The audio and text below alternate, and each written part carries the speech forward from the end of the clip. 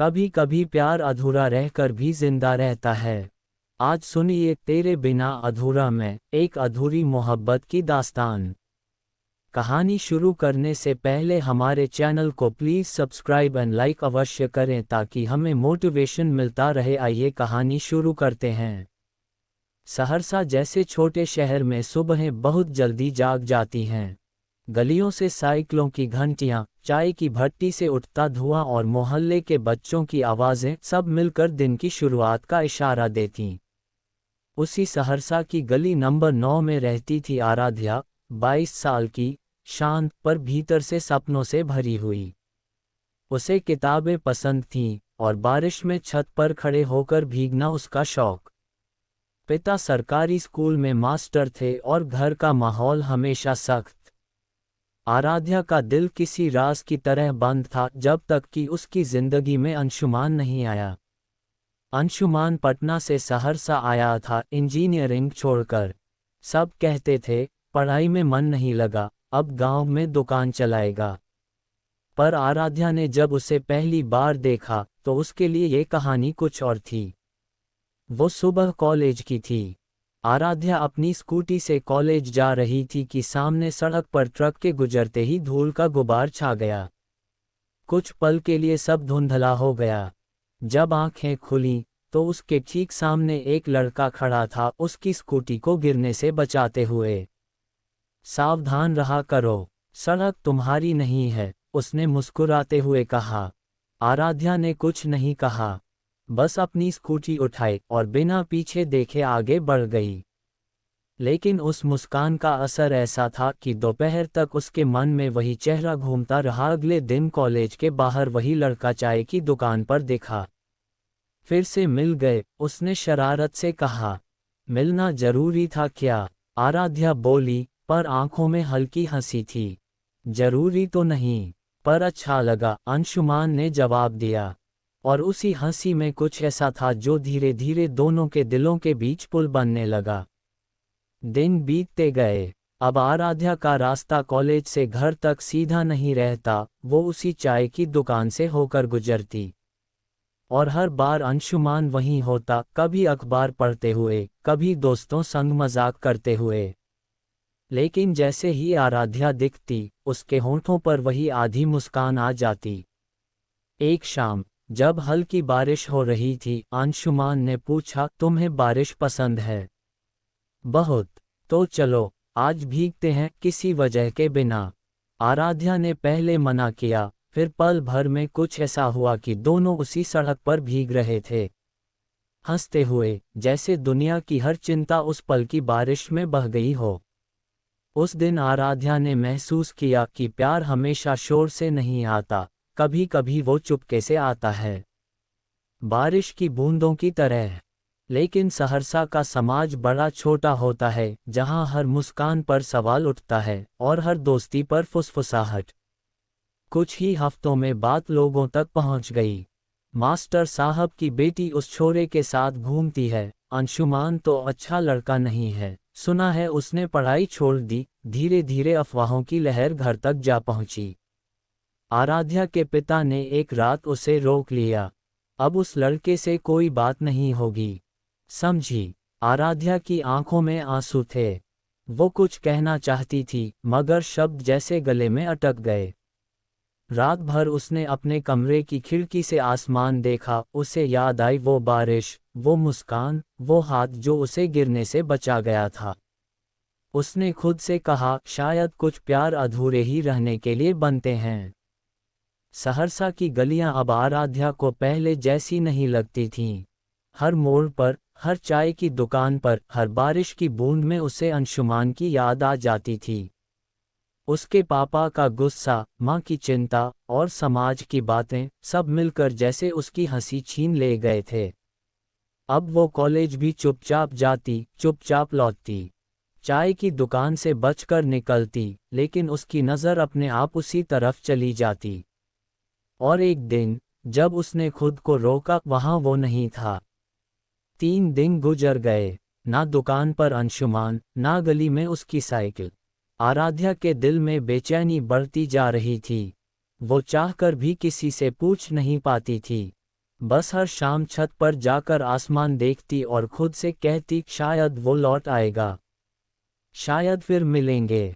चौथे दिन शाम को कॉलेज से लौटते वक्त उसे दूर से वही साइकिल दिखी, लेकिन इस बार उस पर अंशुमान नहीं था, उसका दोस्त राजेश था। वो रुक गई और हिम्मत करके बोली, राजेश, अंशुमान कहाँ है? राजेश ने एक पल उसे देखा, फिर धीमे से कहा, वो जा रहा है पटना वापस, कल सुबह की ट्रेन है। आराध्या के दिल की धड़कन जैसे थम गई। क्यों? उसने मुश्किल से पूछा। कह रहा था, अब यहाँ रुकने की कोई वजह नहीं बची। बस इतना सुनना था कि उसके कदम अपने आप स्टेशन की ओर बढ़ चले। ना किसी से पूछा, ना कुछ सोचा, बस चलती चली गई। रात के 9 बजे थे। स्टेशन पर भीड़ थी, आवाजें थीं, और बीच में अंशुमान एक छोटा सा बैग लिए ट्रेन की तरफ बढ़ता हुआ। आराध्या ने उसे पुकारा, अंशुमान। वो रुका, धीरे धीरे पीछे मुड़ा। उन दोनों के बीच जैसे सब थम गया, शोर भी, हवा भी, वक्त भी। तुम चली आए, उसने बस इतना कहा। आराध्या की आंखों से आंसू निकल पड़े। तुम जा रहे हो? ऐसे? क्या करूं? आराध्या, अंशुमान ने कहा, तुम्हारे घर वाले मुझे बुरा कहते हैं, तुम्हारे लिए मेरा नाम ही गलती बन गया है। मुझे रहना था तुम्हारे पास, पर अब सब कुछ गलत लगने लगा है। तो छोड़ दोगे मुझे? उसने कांपती आवाज में पूछा। नहीं, छोड़ नहीं रहा, बस दूर जा रहा हूं ताकि तुम्हें दर्द न मिले। आराध्या ने सिर हिलाया, आंसू पोंछे, दर्द तो अब हर हाल में मिलेगा अंशुमान, चाहे तुम रहो या जाओ। अंशुमान ने उसकी ओर देखा, धीरे से बोला, कभी कभी प्यार को निभाने के लिए भी जुदा होना पड़ता है। ट्रेन की सीटी बजी, प्लेटफॉर्म पर धुआं फैल गया। अंशुमान ने आराध्या का हाथ थामा, एक पल के लिए कसकर थामे रखा, फिर छोड़ दिया। ट्रेन चल पड़ी। आराध्या वहीं खड़ी रह गई, आंखों में आंसू, होठों पर खामोशी, और दिल में एक वादा जो कभी पूरा नहीं होना था। समय बीतता गया। आराध्या ने अपनी पढ़ाई पूरी की और सहरसा में ही एक स्कूल में जॉब करने लगी। अब वो पहले जैसी नहीं रही थी, मुस्कुराती थी, पर अंदर एक खालीपन था। लोग कहते, आराध्या अब बहुत समझदार हो गई है, पर सच्चाई ये थी, वो अब किसी पर भरोसा नहीं करती थी। रात को जब सब सो जाते, वो अब भी छत पर जाती, वही आसमान, वही तारे, वही बारिश। बस अब कोई उसके साथ नहीं था। एक दिन स्कूल में प्रिंसिपल ने बताया कि नया कंप्यूटर टीचर आ रहा है, पटना से ट्रांसफ़र हुआ है। आराध्या ने ध्यान नहीं दिया, लेकिन जब क्लास के दरवाजे पर वो शख्स आया, वो ठिठक गई। वो वही था, अंशुमान। सहरसा का वही स्कूल, वही गलियारे, लेकिन आज आराध्या के दिल की धड़कन पहले से कुछ ज्यादा तेज थी। नया टीचर आया है, स्टाफ रूम में सब कह रहे थे। बड़ा शांत सा लगता है, लेकिन आंखों में कुछ है। आराध्या कॉफी का कप हाथ में लिए बैठी थी, पर उंगलियां कांप रही थीं। दरवाजा खुला और अंदर आया वही चेहरा जो बरसों से उसकी यादों में बंद था। अंशुमान। हल्की दाढ़ी, आंखों में गहराई, और वही मुस्कान, बस अब उसमें थोड़ा दर्द भी था। उसने धीमे से कहा, नमस्ते मैडम। आराध्या ने जवाब दिया, नमस्ते सर। वो सर सुनकर दोनों ही कुछ पल के लिए चुप हो गए। स्कूल के दिन अब दोनों के लिए अजीब थे। वो एक दूसरे को देखे बिना रह नहीं पाते, पर बात करने की हिम्मत किसी में नहीं थी। एक दिन स्टाफ मीटिंग में दोनों को साथ एक प्रोजेक्ट दिया गया, गांव के बच्चों के लिए कंप्यूटर कैंप। आप दोनों इसे मिलकर संभालिए, प्रिंसिपल ने कहा। दोनों ने बस सिर हिला दिया। कभी जिंदगी ने साथ रहने का मौका छीना था, अब वही जिंदगी उन्हें मजबूर कर रही थी फिर से साथ आने को। कैंप शुरू हुआ। गांव के बच्चे, मिट्टी की खुशबू और बारिश की हल्की बूंदें, सब कुछ वैसा ही था जैसे सालों पहले। आराध्या बच्चों को सिखा रही थी कि कंप्यूटर में पेंट कैसे इस्तेमाल करते हैं। अंशुमान पास खड़ा था, स्क्रीन पर झुककर कुछ समझा रहा था। उनके हाथ एक पल को छू गए और जैसे वक्त रुक गया। आराध्या ने फौरन हाथ पीछे खींच लिया, लेकिन आंखों में वही चमक थी जिसे वो छुपाना चाहती थी, मगर छुपा नहीं पाए। अंशुमान मुस्कुराया, अब भी बारिश तुम्हें उतनी ही पसंद है?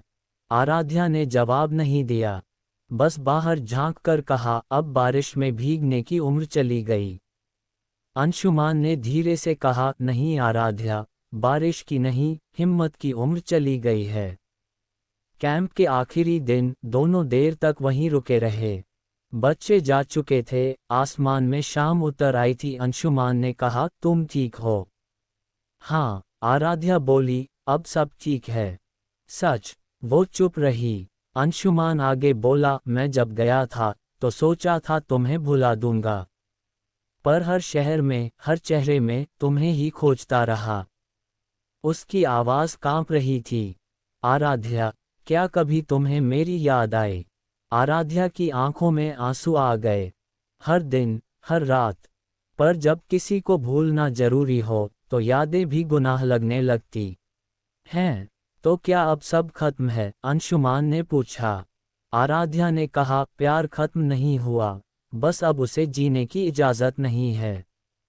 अगले ही हफ्ते किसी ने स्कूल में बात फैला दी, मास्टरनी और नया टीचर दोनों साथ साथ घूमते हैं। फिर वही अफवाहें, वही ताने, वही पुरानी आवाज़ें। आराध्या के पापा इस बार स्कूल पहुंच गए। हमारी बेटी को फिर से बदनाम करोगे? अंशुमान चुप था, लेकिन आंखें नम थीं। वो बस इतना बोला, साहब, मैंने कभी आपकी बेटी का नाम झुकने नहीं दिया और अब भी नहीं दूंगा। उस रात उसने इस्तीफा दे दिया। किसी से कुछ नहीं कहा, बस चला गया। 3 दिन बाद स्कूल के गेट पर चौकीदार ने एक लिफाफा दिया। मैडम, ये आपके नाम छोड़ा है उस नए टीचर ने। आराध्या ने चिट्ठी खोली। आराध्या, हर बार मैं दूर जाता हूँ पर तुम्हारे शहर में दिल रह जाता है। मुझे समझ नहीं आता, प्यार क्यों हमेशा अधूरा रहना चाहता है। शायद यही उसकी खूबसूरती है कि वो पूरा होते ही खत्म हो जाता है। इसलिए मैं फिर जा रहा हूँ, मगर इस बार तुम्हें छोड़कर नहीं, तुम्हारे साथ रहकर। हर सुबह तुम्हें देखकर जीऊंगा, तुम्हारी याद में। अंशुमान, आराध्या के आंसू चिट्ठी पर गिर गए। वो आसमान की तरफ देखी और कहा, अगर ये अधूरापन ही प्यार है तो मैं हमेशा अधूरी रहना चाहती हूँ। वक्त बीत गया। सहरसा की गलियों में अब भी बारिश होती है। लोग कहते हैं, आराध्या मैडम हमेशा छत पर जाती हैं जब बादल आते हैं। शायद वो अब भी किसी का इंतज़ार करती है, या शायद किसी याद के साथ जीना सीख चुकी है। क्योंकि कुछ कहानियाँ कभी खत्म नहीं होती, वो बस यादों की बारिश में अमर हो जाती हैं।